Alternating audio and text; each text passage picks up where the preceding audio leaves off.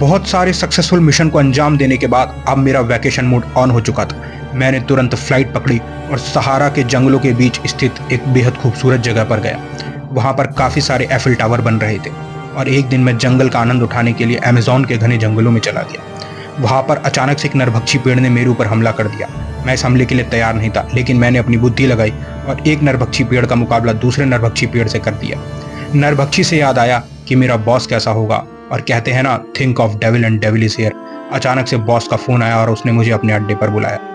Boss अखबार पढ़ रहे थे। उन्होंने कहा, पिछले कुछ दिनों से शहर में सुबह सुबह कुछ बच्चे गायब हो जाते हैं, तुम्हें कुछ करना होगा। मामला बच्चों का था तो मैंने अपनी छुट्टियां बीच में ही रोक दी और उनके पेरेंट्स से बात करी और उसके साथ मिलकर मैंने किडनैपर का स्केच बनवाया।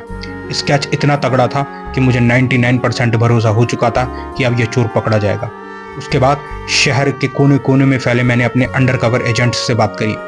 उन्होंने मुझे एक अनोखे कुत्ते के बारे में बताया। फिर मैं एक ऐसे कुत्ते से मिला जो ना तो किसी घर के अंदर बंधा हुआ था, ना ही नदी किनारे किसी घाट पे था।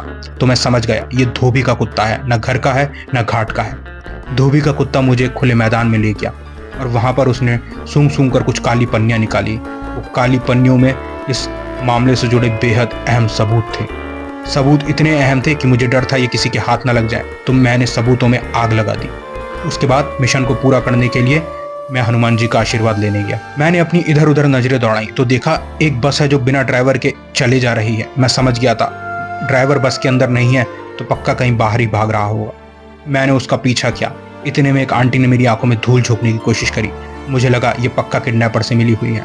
मैंने उन्हें धर दबोचा और पूछताछ करी। उन्होंने बोला, मैं सड़क पे झाड़ू लगाती हूँ इसलिए धूल उड़ी, तुम्हारी आंखों में धूल झोंकने का मेरा कोई इरादा नहीं था। अब मुझे दूसरे सुराग की तलाश थी। इतने में मैंने देखा एक आंटी भाग रही है। मैं उनके पास गया और उनको दबोच लिया। मैंने बोला, बताओ शहर के सारे बच्चे कहाँ हैं? आंटी बोली, वो सब तो ठीक है, लेकिन तुम्हें कैसे पता चला मैं ही चोर हूँ? मैंने कहा, आपने वो कहावत नहीं सुनी, सुई में पड़ा तागा चोर निकल के भागा, और यहाँ सिर्फ आप ही भाग रही थी। आंटी ने बोला, वैसे तो मैं जॉगिंग के लिए निकली थी, लेकिन तुम्हारी जानकारी के लिए बता दूं, जो बच्चे सुबह सुबह गायब हो रहे हैं वो अपने स्कूल जाते हैं। अब सारा माजरा मेरी समझ में आ गया था।